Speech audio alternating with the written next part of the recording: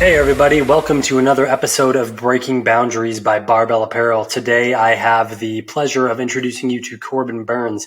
He is a MLB pitcher for the Milwaukee Brewers, and in his early career, he's already accomplished a ton. He's a 2 times All-Star. He's a Cy Young Award winner. He was the ERA leader in 21, the strikeout leader in 22, pitched a combined no-hitter on September 11th of 21, and he's just all-around stone-cold crusher when he's throwing a baseball. So, Corbin, really glad to have you here today. Yeah, appreciate it. Thanks to Hunter for having me on, and excited to kind of share some insights and help anyone I can. Yeah, I know. I've watched several of your like ESPN interviews and things leading up to this, and I know you're real big on the mental component of training and the psychology aspect of all that, and we'll definitely dive into that because I think it's something any listener could apply to their own, day-to-day psychology and things like that. But first, let's get a little bit more about you, your background, how you got started in baseball, things like that. So now that we're in the off season, what are you typically doing with your days right now? Yeah, so the off season for me is filled with most of the times, just spend a day with the family. We're gone so much during the season and so caught up in life at the field and trying to prepare to be the best we can that, family isn't necessarily pushed to the side, but, it's one of those things that it's tough to find the time with them. So my main priority every off season is to make sure I'm spending time with the family. I have a 9-month-old son named Carter that, is really taking up most of the off season this year, chasing him around. He just started crawling. So days are filled with, chasing him and going through his crazy schedule. But, just started training a couple weeks ago. And so, just like any other athlete, it's days filled with, training, going to play catch, throwing, and then kind of hammering the mental side of it, which we'll get into. But, off season for me, it's I try to keep it as relaxed and chill as possible. I like to golf. I like to fish. That's kind of what I prefer to do is go fish. And, for me, it's peaceful. It gets away from the noise, gets away from people, gets away from the computer screen, the phone screen, just kind of disconnect. So, off seasons for me are very enjoyable, with the stresses of the seasons that we go through. But yeah, I just like to take it easy, hang out with the fam.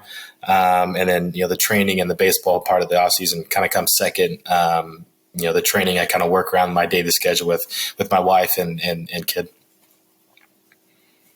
That's awesome. Yeah, I could talk forever I have 2 young kids and I love spending time with them. I could talk forever about how much I love that. And it's cool that you get the chance to spend time with the 9-month-old during the off season. I think, a lot of people, if someone's really into baseball, they've probably figured this out.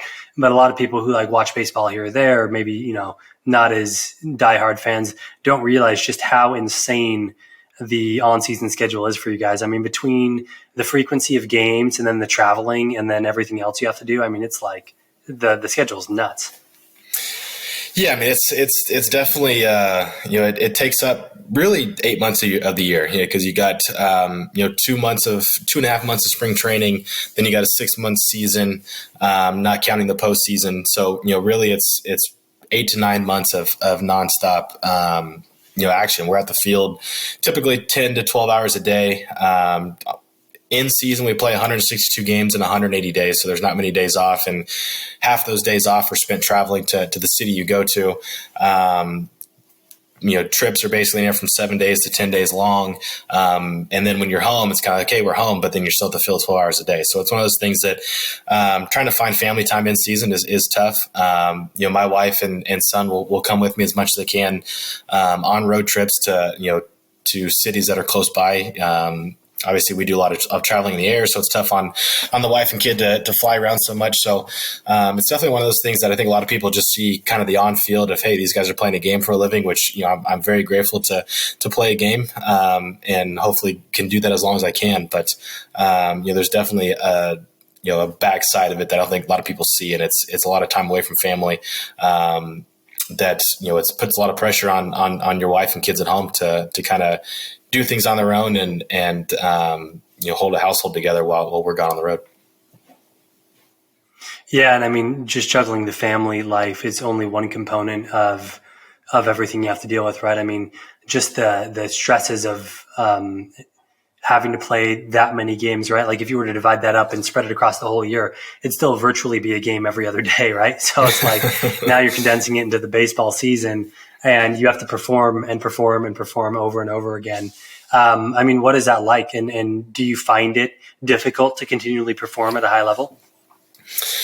So for me, being a starting pitcher, I tell everyone I have the greatest job on the planet. Over the course of 162 game seasons, I'll make anywhere from 30 to 32 starts. So I have to take the ball and go entertain and perform only 30 plus times a year, which for me is I feel what makes it the greatest job on the earth. I got 4 days in between to prepare my body and prepare my mind, game plan, whatever it may be for that fifth day. That fifth day, it's, I pour it all on the field, and do what I can for the team, give all my effort. And then I got 4 days to recover and get ready for the next one. So for me, I feel like my job as a baseball player is by far the easiest and the best, just because I'm pitching in a fifth of the games, versus, some of our position players and bullpen guys that are throwing in half the games or playing in 150 of the 160 games. So those guys, what they're going through on a daily basis, putting their body on the line, just the mental wear that those guys have to go through is definitely a lot tougher and a lot more toll, I think, on their body and their mind over the course of a season. Workloads, it becomes similar just because on my fifth day, I'm throwing, 6, 7, 8 innings.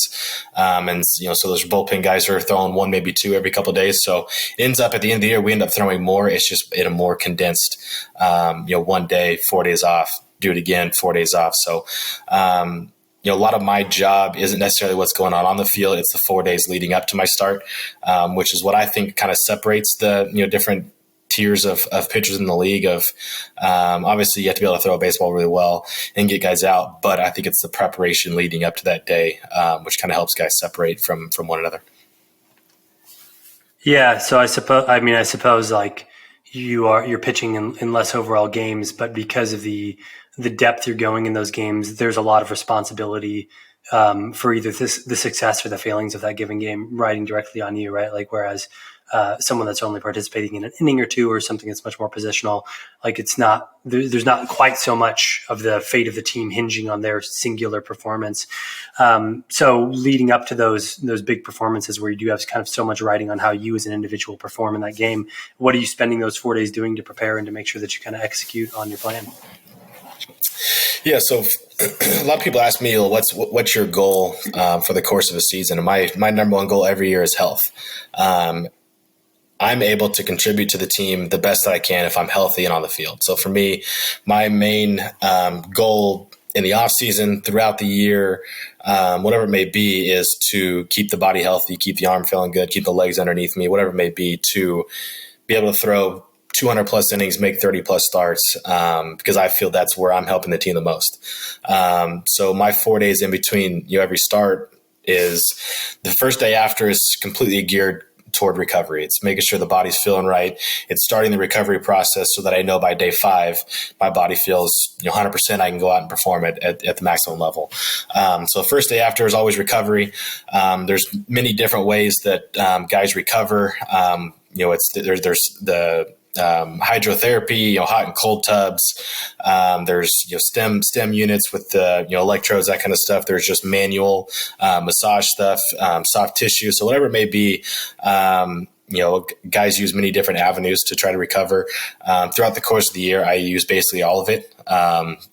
Sometimes my body will respond better to hydrotherapy. Sometimes, massage, soft tissue, that kind of stuff. So my recovery process throughout the year is always evolving. Something might work well for 2 or 3 weeks. Then, hey, body's not bouncing back. Okay, let's switch up recovery to try to, spark a new stimulus in your system. So that's typically what day 1 is. Day 2 is part of that. But day 2 is then I kind of flip into, the strength and muscle mass building that goes along with recovery. My thing is if you're not gaining strength, you're losing strength. There's really no maintaining. So, day 2 and day 3 are kind of my strength gaining days. I split up my workouts into upper body and lower body lifts. Just so, I do the lower body first. Typically the lower body is what for me is the most tired after a start.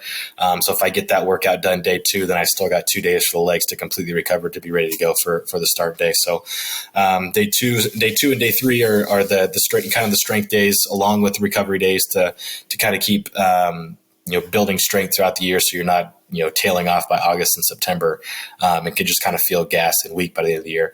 And then the day before I start, day 4 is kind of any finishing touches that I need on recovery. Things like, the Normatec compression sleeve, something light recovery, to kind of make the body just feel good for the next day. We go through a little priming session, which basically is just go in and break a sweat, kind of do some full body movements, just to get the body prepared. And then, day 5 is my start day. And that's kind of when each guy has their own process leading into getting ready. A lot of my process on that 5th day is mental, kind of mind, not necessarily mind games, but kind of focus and mental techniques I use to get in that zone that everyone talks about. Throughout the course of the week, I do a lot of breathing and different exercises to kind of work and practice on those focus techniques so that when day 5 comes around, it's, whether it's an hour and a half, 2 hours before, whatever it may be, we start through this process of kind of getting the mind slowly locked in. A lot of guys say, I wake up, completely focused going into it. Personally, I can't do that. For me, that's too long of a mental grind to wake up and it's 8 a.m. and your game's at 6 p.m. that night. And it's like, that's way too long for me to try to stay locked in. So if we have a 7 o'clock game, I'm usually starting to try to get focused at 5 or 5:30, so that I can carry that through for 4 hours, and try to stay at the peak level of focus and mental aptitude throughout the course of the start. And then after the start, it's, this starts the process all over. So I get to do that process and that recovery, strength, and kind of mental cycle 30 plus times. That's really interesting. And I mean, the amount of thought you put into it all is obviously you're like really intelligently thought about all of this process. You mentioned something kind of interesting. You said that you feel the most tired in your lower body after a starting pitch, and I would have thought it would have been the arm, but I guess is it just like all the power you're driving from your lower body that really fatigues it? Yeah. So a lot of I guess the forces and stuff that you're putting on your body will come from your legs as you're driving down the mound. So for me, over the course of a start, when I start to get tired, it's not necessarily the arm. It's in the 6th, 7th, 8th inning, whatever it may be, it's kind of, hey, your legs start to feel tired, and that's mechanically where you start to break down. And that's what can lead to soreness in the arm and upper body. So for me, I've done a lot of work throughout my career up to this point of, mechanically making sure everything's sound. And that starts for me from my base up, which is kind of the legs up to the arm.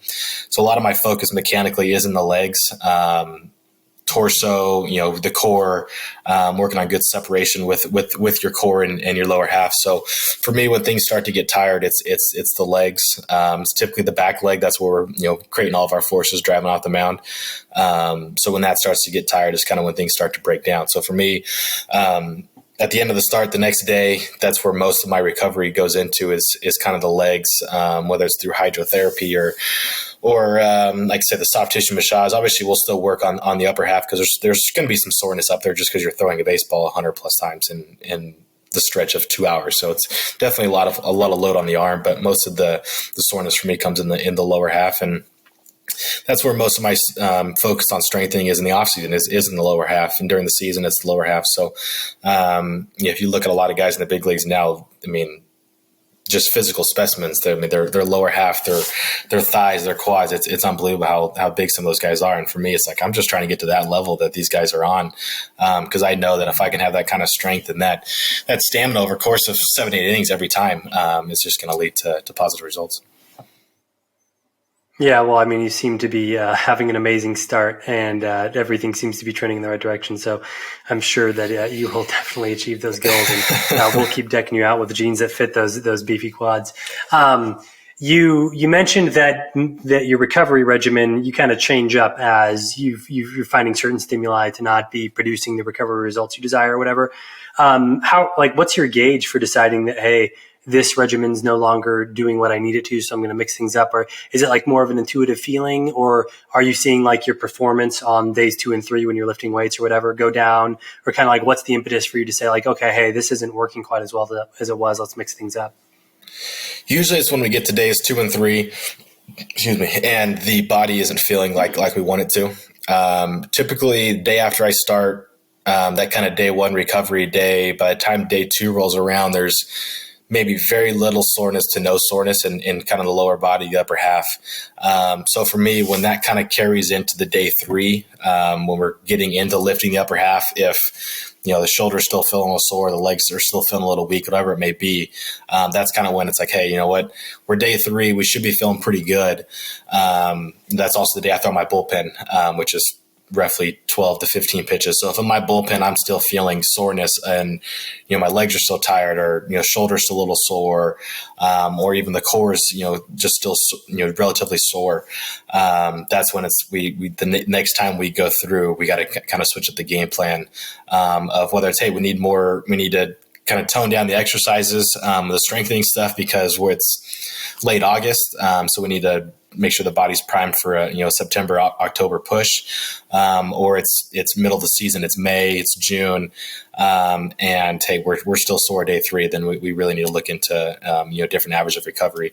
Usually, I can go 5 or 6 starts before we have to kind of switch up the recovery technique, and sometimes it's very little. Sometimes it's, hey, we've been focusing more on hydrotherapy, hot and cold tub. Let's just switch just do cold tub, just do straight cold tub for 10 or 12 minutes and don't even get into hot. Just something to kind of spike a different stimuli in your system, or your brain, just a different stimulus to kind of get that body going, because for me, I believe a lot of the recovery that's done is by your body. It's not from the outside stimulus.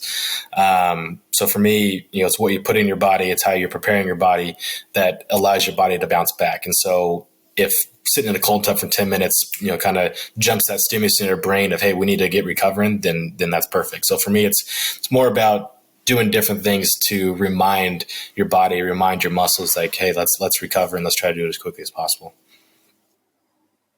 Yeah, it makes a lot of sense. And so like we've talked a lot about the physical components of recovery, or like external stimuli. What kind of emphasis do you place on, like nutrition or sleep? Yeah, so nutrition for me is big in the off season. That's something I kind of 2 years ago I went and did a full blood workup, blood test, just to kind of see where we're lacking nutritionally, just to kind of give us help that little more of an edge.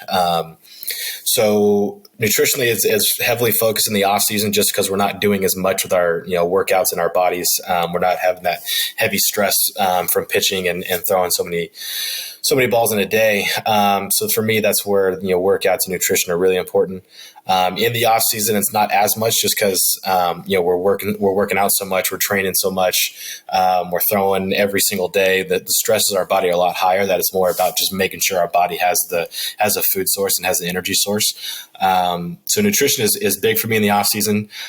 In season, not as much. It's more about, hey, make sure we got the the energy in the body, so that we're burning the proper things in our body, not the muscles and stuff that we want to build throughout the course of a season. The other thing is sleep. Sleep is big. Actually, throughout the year, I'll kind of monitor my sleep, and I've kind of found out that kind of the best range for me is like the 7 to 7.5 hours of sleep. So in season, it's very easy when you're on the road. Game ends at midnight, you get back and it's 1 p.m. 1 a.m. in the morning. It's very easy to be like, you know what, I'm going to lay in bed and sleep till 9 or 10 o'clock and not get up and then grab some breakfast and go to the field. So for me, it's important to have those alarm clocks set. So that, hey, 7.5 hours, we're up, we're moving. It just creates, mentally, you kind of get the day going, but also get your body moving of, hey, we don't want to just, be a slug in bed for 9 or 10 hours, and then you kind of feel crappy the rest of the day getting into the field, and it affects your workouts and your throwing techniques and that kind of stuff. So sleep has become very big in season, off season as well. I'll give myself a little bit more time in the off season, just because we're training a little bit harder to allow the muscles and stuff to kind of recover a little bit more just through sleep. But sleep is something that the last 2 years has kind of a big focus, as well as the nutrition. Yeah, awesome. No, I mean, it's like all the pieces come together to make the performance you've obviously been displaying, and it's like it's the amount of effort you're putting into kind of like breaking it down to all the different elements, kind of like shows with your performance, right? I'm curious. You've mentioned like the recovery, the nutrition, the sleep, the lifting, and everything else. How much time do you spend? I guess either in off season and in season, working on like the specific baseball elements, right? Like the pitching, obviously number one, and then do you have to spend much time with the other like kind of elements, like running, catching, hitting, stuff like that? Yeah. So so typically what my off season look like when the season ends, I'll take 2 weeks of just basically doing nothing. I call it like my couch potato stage. It's like wake up, get some breakfast, kind of hang out with the family, go do, get groceries, do whatever it may be. For 2 weeks, I don't do anything. That's like the factory reset kind of button for my body, just to go through all the, the groans and the pains of the season. Typically every year I get sick with it. It's just kind of one of those things that your body's just, so high stress from the adrenaline and everything that when the season ends, you have this huge kind of let off of adrenaline stress that usually it kind of kicks my body, kind of kicks my butt for 2 weeks. And then it's kind of, okay, now it's time to get going again. So then when I get going again, it's more about, getting the heart and the lungs in shape. So it's usually 3 or 4 days a week of more kind of high intensity type stuff, just to kind of get the body moving, get your legs back underneath you, get the heart pumping, get the lungs going a little bit. So usually there's 2 weeks of that before we kind of get into the actual training of the off season. So then at that point is kind of when I'll pick up a baseball again. So usually it's a month to 5 weeks when the season ends before I'll pick up a baseball, before I'll start, get into kind of the heavy lifting. And then basically so that's usually at the beginning of November. So then you've got basically 3 months, 3.5 months until really spring training starts, to get all your training in, work on anything you want to do, as far as mechanically goes with your pitching, working on different pitches, just kind of everything in general has to take place in that 3 months. So by lifting, like I said, I'll start off getting kind of legs underneath me, the lungs, the heart kind of moving again, before I'll get into like our strength phase, which is, more reps, not super heavy, kind of gaining that muscle base, that we want to build up before we kind of get into the powers phase. Kind of get into power around Christmas time. Christmas time into early January is kind of like, the power where we're, jumping, really trying to move a ton of weight, to kind of get that explosiveness, into your legs and your body. Cause that's basically what pitching is. It's just an explosive movement over and over again for, 100, 150 times. So that's kind of our huge, power phase. It's usually 2 to 3 weeks long, takes us into like mid-January of where we're explosive, body's feeling good. That's when our throwing is kind of ramped up, to the point that we start getting into bullpens. So we're translating our power in the weight room into our bullpens, into our throwing. So that kind of leads us into mid-January. Then we've got kind of 2 to 3 week stage of where we're just kind of not necessarily maintaining, but we kind of drop more into a strength phase where we're going more high reps, not as heavy of weight, just so when, spring training rolls around at the beginning of February, body feels good. You're not getting any of those soreness, that you get from the heavy lifting and the explosive type phase. So your body's primed to come into spring training. Then we have 7 to 8 week spring training, where you kind of go through like for me, it's like a mini off season into spring training. You get into spring training, you're having to run more, you're having to, go out and do fielding drills, you're standing around a lot more. So all of a sudden your body has been trained to work out, throw, and then kind of recover the rest of the day. Now all of a sudden you're having more standing around, you got more team function. So you get sore. It's strange. You work out all off season, then you get into your first week of spring training. You're like, I feel like I'm doing so much more. Your body just feels worn out. It's just from different stresses getting into spring training. So for me, it's kind of like a mini off season then to in spring training to lead up to season. So you got 2 weeks of just kind of getting your body back underneath you. You got 3 weeks of a strength, 2 weeks of a power, and then you got basically 3 or 4 days to lead you back into a season to feel good again. So for me, it's like you have this long off season of 3.5 months of going through this long drawn out phase of getting the body where you want to be. You get to spring training, all of a sudden you feel like crap and you don't know why. So you do it all over again in spring training, and then it leads you into the opening day start.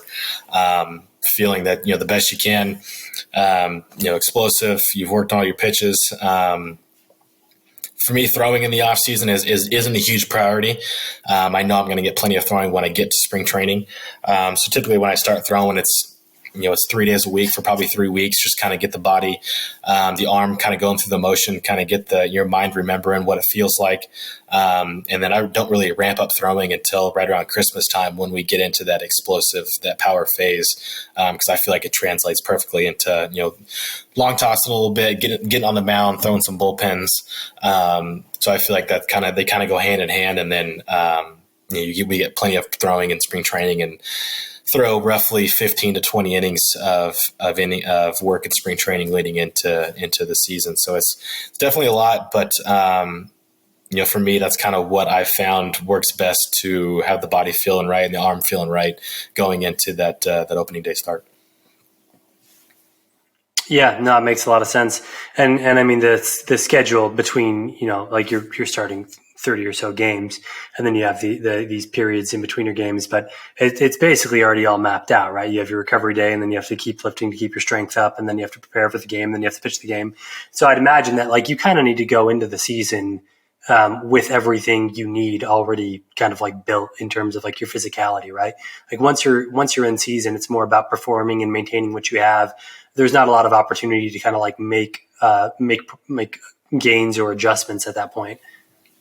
Right. Yeah. No. So that you said it's like your body, you get to a point where you feel like, hey, you've basically everyone's got this, day they're shooting for. This year it's going to be March. I think it's 30th or 31st is opening day. And that's kind of what you're shooting for. So it's like, hey, you've got until this day to get everything feeling right, to having the body where you want, the arm where you want, pitches to look like what you want.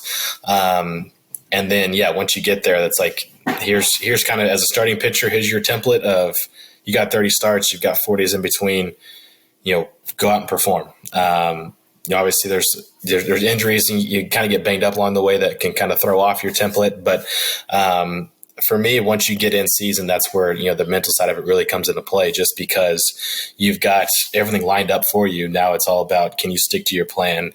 Can you wake up in the morning, do what you got to do to get ready? Can you, can you get your workouts done? Can you prepare for your starts? Can you go through all your homework, watch all the video? So that when you go take the ball for that first pitch of the game, that you're as prepared as you can be. Yeah, definitely. I mean, in many ways, like that's kind of like a unique aspect of baseball, and I mean what you do, because like a lot of athletics, it's much more elongated training periods with much shorter peaks, right? Whereas for you, it's like a pretty condensed training. By the time you have your rest postseason and then ramp back up into training, it's like you're not getting to train for even that long before it's like right back into another season. Yeah. I mean, the other part of it is, guys will try to make huge gains in the short off season and just come into spring training worn out. It's one of those things you have to really manage your time well. Of hey, you've really got 3 months to accomplish what you want to do, and it's tough because I did it coming off of 2019. Is you have so many things you want to work on, whether it's getting stronger mechanically, you want to work on pitches. You don't have a ton of time to do everything. So it's going to take long days of trying to get it all done, and hopefully you can get the recovery so that your body feels good come spring training. Or you have to pick 1 to 2 things to kind of focus on. And really focus on that and try to make that better throughout the course of an off season so that you're still prepared for a season. So it's kind of it's a tough balance of, hey, I want to work on getting stronger. I want to work on pitches. I want to work on mechanically. Even if you have 2 or 3 different things mechanically you want to work on, it's tough to accomplish it all in that 3-month off season. So that you can still get to spring training. And for a lot of guys, you're still trying to make a roster or earn a spot on the team, especially at a young point in your career. Yeah. And so, I mean, I'm sure as a competitive athlete, someone who's like highly driven, you probably want to be the best at everything and all the elements of your game to be like as good as they can. But obviously you don't have the time or the physical capability of recovering from, like, if you were to just try to hammer everything. How do you go about prioritizing what you want to work on and kind of like, I suppose, like, are you picking what you perceive to be the weakest areas, or are you leaning into your strengths? How are you setting that up? Yeah, so I think it kind of depends on how your season just went. So I debuted in 2018 as a reliever. 2019, I knew it was going to be a starter. So for me, that off season was kind of centered around how am I going to make my body last for 200 innings versus the 40 innings I just threw. So that was going to be the big jump. So if my focus that off season wasn't necessarily pitching stuff, mechanically, it was more about making sure my body was prepared for a long season. So that, obviously is more on the lines of working out and training. And then 2019, I struggled. Body felt great. Everything felt good. Velocity was good. Stuff was where I wanted, but just didn't get results on the mound, just didn't perform. So that was for going into 2020. That offseason following 19, my goal was, okay, now we got to work on, the pitching side of it more, the, different pitches, mechanically making sure we're where we want to be. And so it was less focused on the training aspect of it. And it was more of, hey, make sure the body's good enough that I can go get good work done on the mound, working on pitches. So you can't kill yourself in the weight room knowing that you got to get work done on the mound. 2020 had a good season. So going into 2021, I was kind of in new territory of like, hey, we performed well. The body felt, was good over the course of a season. Had an injury right at the end of 2020. So that was kind of, for me, it was like, just gave me this indicator of like, hey, where we're at, we want to be, pitches wise, mechanically. Now it's back to focusing on the body and making sure we're healthy. So that's kind of where most of my off seasons are now, is I've performed well for the last 3 years. So every off season has been more about health. It's more about adding strength, working on mobility. Just in general, it's more about keeping the body healthy over the course of, that 8-month season, versus focusing particularly on one pitch or mechanically. So that's kind of, it's weird because it's like, hey, as a pitcher, you want to constantly work on pitches that, and for me, it's really not. It's, I know what I can do when I'm healthy and when I'm on the mound. So for me, it's prioritizing the body and making sure that I'm healthy enough to go out and make 30 plus starts and help the team win. Yeah, and I'd guess at this point in your career, like, you've had really high performance seasons, like in recent history, and so you probably know kind of like where your pitches need to be and what you expect out of yourself, as long as, like you said, you're healthy. So I'm sure, like, as long as your pitches are feeling good, you don't feel overly compelled to go spend a bunch of time working on what's already up to your standards. You'd rather make sure that you can, like, kind of take those standards and run deep with them and not, like, kind of run out of gas, right? Right. Yeah. And so, I mean, so for me, it's health. And then the other side of it, which I haven't talked about much, is the mental side of it. That's kind of what I've worked on a ton the last couple of years. And it's more about, the preparation, the focus, just different techniques for me, it was basically, knowing I belonged in the big leagues. It was, I came up in 18, did well. 19 struggled. It's like, man, it was like, I really got beaten down. Now it's trying to build everything back up, but it's more about just, knowing you belong there, trusting your stuff. So that, and when you're on the mound, it's one pitch at a time. You're focusing on, the things you can control, not worrying about, the umpire, the other team, your teammates, what's going on. It's about what you're doing on the mound. And being a starting pitcher is, you control the pace of the game, you control how the game goes. And so it's, for me, focusing on being ready that, when I take the ball for the first pitch, I feel prepared. I know what I'm doing. It's every hitter that comes to the plate. I have different ways to get guys out. It's the preparation for me that led up to every start is, kind of, for me, is what's fun now. It's game planning. It's, 2 or 3 days of video. It's looking at previous times I faced these guys. It's, finding new ways to get guys out that you faced a bunch of times. So for me, it's not necessarily, how I'm throwing pitches or, what I'm doing physically on the mound. It's more about the mental side of it and, basically outsmarting hitters now. Yeah, no, I think that's really interesting part of the conversation, because obviously, like, the mental component of what you do is pretty vast, right? Because, like, obviously you have the mental side of it where you, like you said, you were trying to outsmart the hitters, and that's one component. And then you have to stand up to the pressures of a game, right? Like being able to last, 7-8 innings, and make sure that you have the mental fortitude. Like, obviously we've talked a lot about the physical fortitude, but you need the mental fortitude to go that deep.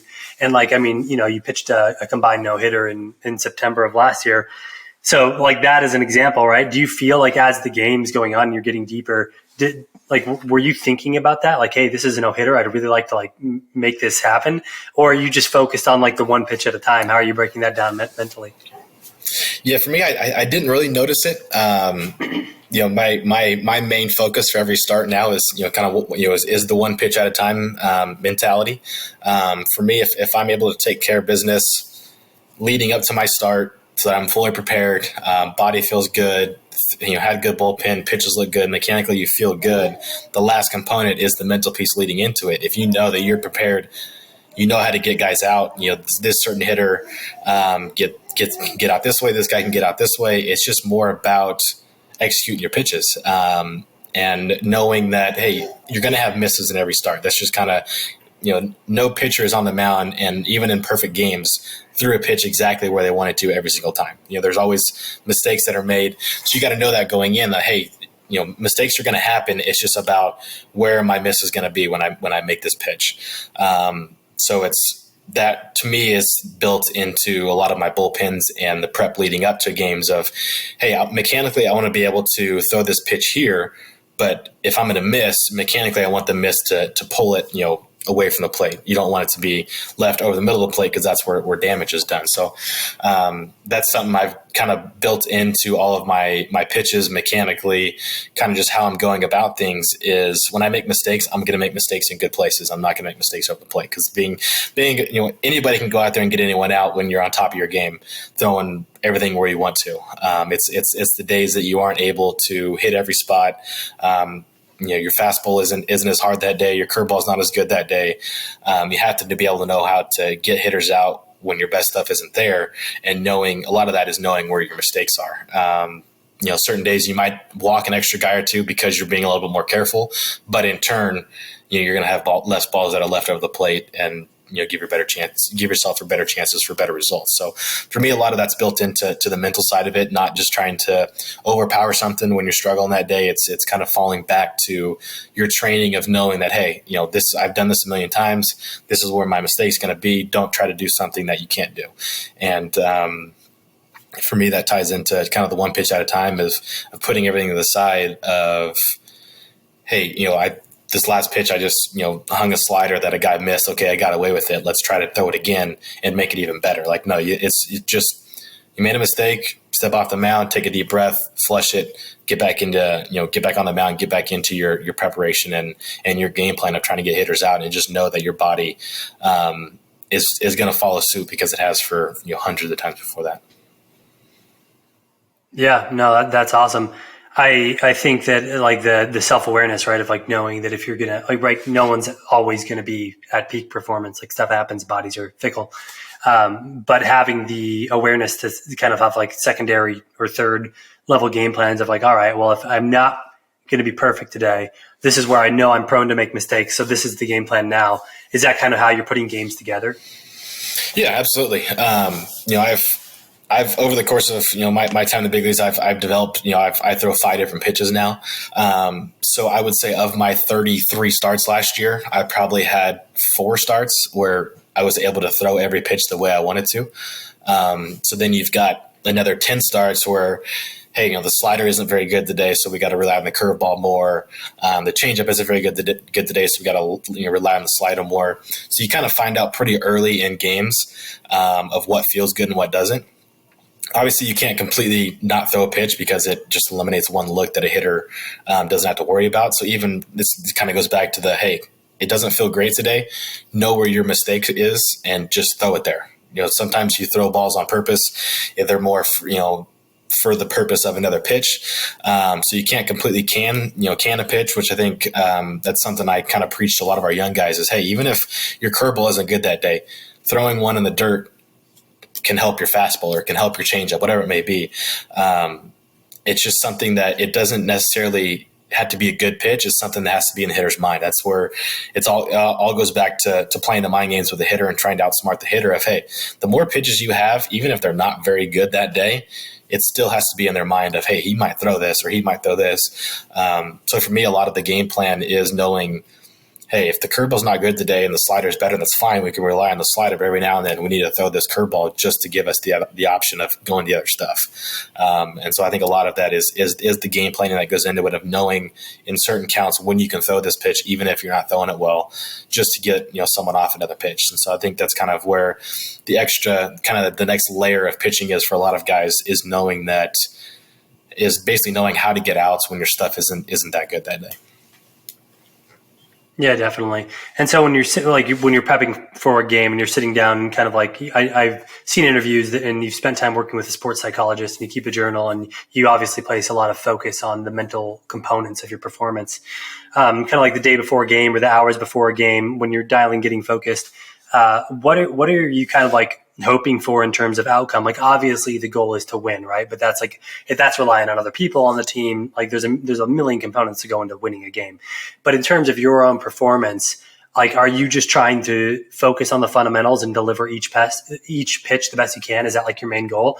Or is your main goal like, hey, like I'm a fierce competitor, I want to go out here and like, I want to win this game. You know what I mean? How are you kind of like breaking down those two competing things? Yeah, so a big part of my day after I pitch, which is part of my recovery, goes back to the recovery day, is breaking down my video of the day before. So my goal when I'm on the mound is to focus on one pitch at a time and then execute, for me, as many pitches as possible. And execution of a pitch has nothing to do with whether it was a strike or a ball or what the result was or really what happened in the game. It's completely separate of what I'm trying to accomplish as a pitcher.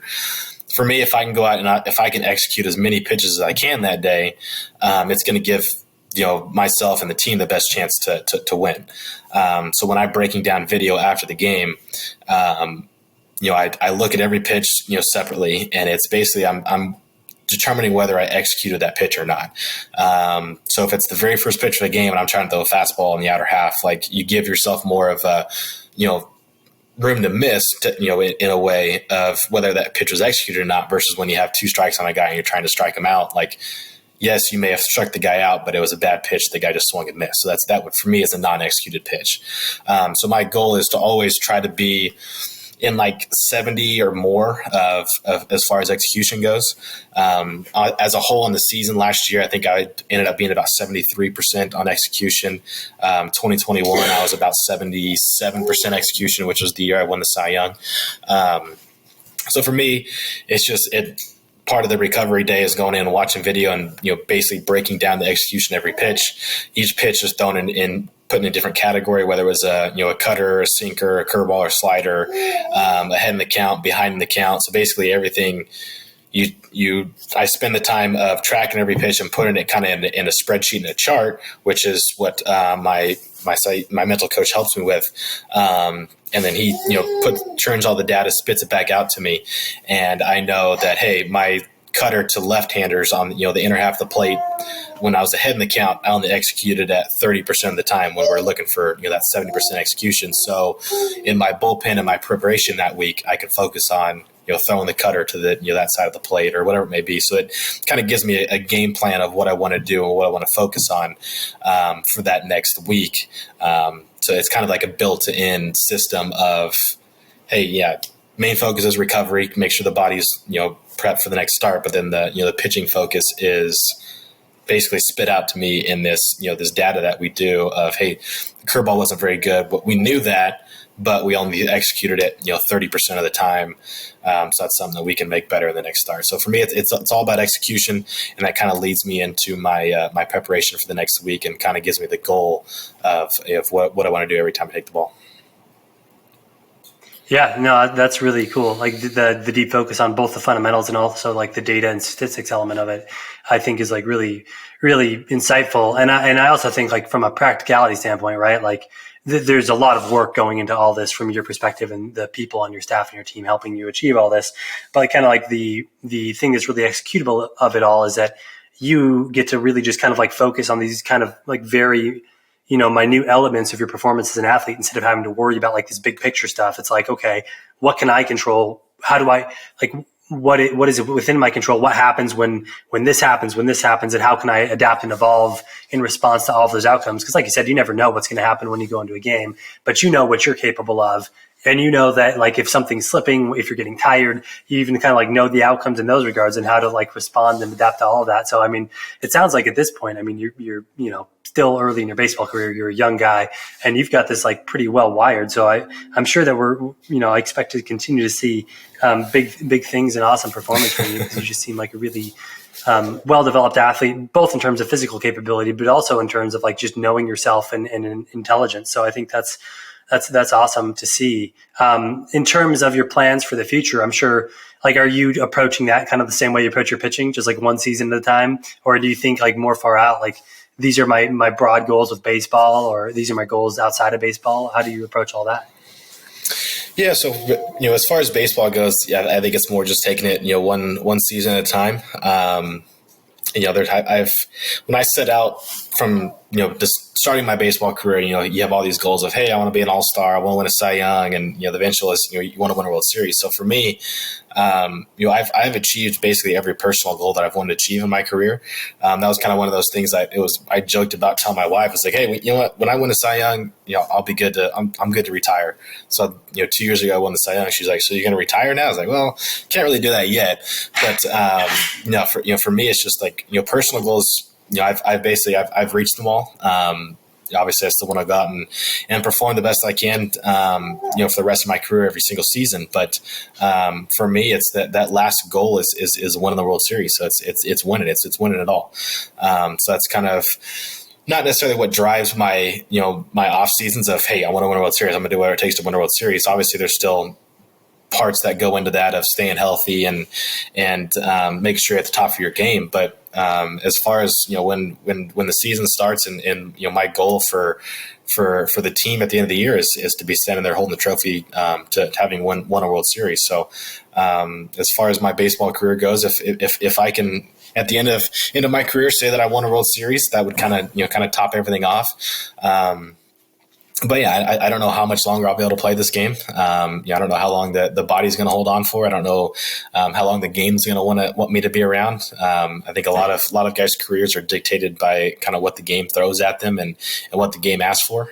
So a lot of guys can say, hey, I want to play for 20 years. And, 10 years in, all of a sudden you kind of find yourself without a job just because the game has gone in a different direction. So for me, it's kind of just taking it one season at a time, because you never know when the season's going to be your last. And so for me, it's to take it one season at a time. It's to prioritize my health so that I can do what I can to help the team win. And at the end of the year, take some time to spend the time with the family and kind of reflect on the season we had, and then start preparing and do it all over again until basically the game takes the jersey off your back or takes the cleats away from you. Yeah, no, that's a really great perspective. And hey, I'll be rooting for you the whole way. Everyone over here will. And I suppose that like the way you approach things, right? Like with such a deep focus on kind of like the fundamentals and your own ability and kind of like this incremental progress and pecking away at your own weaknesses and just making sure that you're executing as best as you know that you're physically capable of doing. That kind of like no matter what the outcome may be down the road, like you'll at least be able to know that you did whatever you could have done, right? Like everything that was in your power, it sounds like you're executing on all of it. So like, I think that's where if I was like in my life with the things I do, like my business and other things, it's like, that's how I rest well at night. It's like, okay, I know that I've done the best I can with everything that I have available to me. And there are things outside of my control, unfortunately. I think things are going to go great. And like you, I achieved many of my personal goals at a young age. They weren't nearly as cool as being an all-star or winning a Cy Young award, but I did them. And it's kind of like, at least I can rest easy knowing that like I'm doing what I can. And I'd imagine that for you, it's mostly the same. Like you've broken down your game and your plan and everything to like such kind of like isolated fundamental levels that you'll be able to look back and know that, hey, like I did everything I could have done. Yeah, absolutely. I think you said it well of, hey, when I finally sign those papers to say I'm retired, that, you don't want to have any regrets. You don't want to be like, hey, I wish I would have done this early on in my career, of, focus on, the mental side of it more, or trained harder, or done this, mechanically, or done this with pitches stuff, or, just done something differently. For me, with what I've done the last 3 seasons, coming off a year where I really struggled, it kind of put me on this path and put me in the direction that I wanted to go in. So for me, it's continually to wake up in the morning and do what I can, physically and mentally to best prepare myself for the season, and also obviously on top of that, be the best best husband and dad I can be, because I know that when my career is over, I'm going to have them a lot longer than I have baseball. So for me, it's making sure I'm doing what I can to support them and if I'm able to play this game for another 10 years, great. If it only gives me 3 or 4 more years, great. I just wanted to, like you say, when you put your head on the pillow at night, know that you did whatever you could to not only have the best career you had, but, do the best you can to support your family. That's awesome, man. I mean, you have a great kind of value system and a way of thinking about it all. So thank you for taking the time to chat with us today. It was super insightful. Really loved learning about how you approach your athletics and kind of the mindset of it all. And, we'd love to have you back again sometime. But in the meantime, enjoy the brief respite, before you're already getting back in the thick of it now. But enjoy the off season. We look forward to seeing what you do in 2023. Awesome. Thank you. And I appreciate you having me on, and definitely look forward to chatting some more. Yeah, likewise. If our viewers want to follow along with you, your progress, where do you recommend they follow you at? Yeah, I'd follow along. Basically all my social media accounts are going, but more than anything, it's kind of the Instagram that it's kind of kept up the most. So you guys can follow me on Instagram. Watch any game you can. Hopefully you'll catch one of the games I'm starting in. It only happens about 30 of the times of the season. So, but would love for you guys to follow along with the career and watch any start you can. And if you happen to be in Milwaukee or cross paths with me along the way, come and say hi. Definitely. We'll put your social media handles in the show notes. That way people can follow along there. Thank you again, Corbin, for the time today. And we look forward to an awesome 23 season from you. Awesome. Thank you.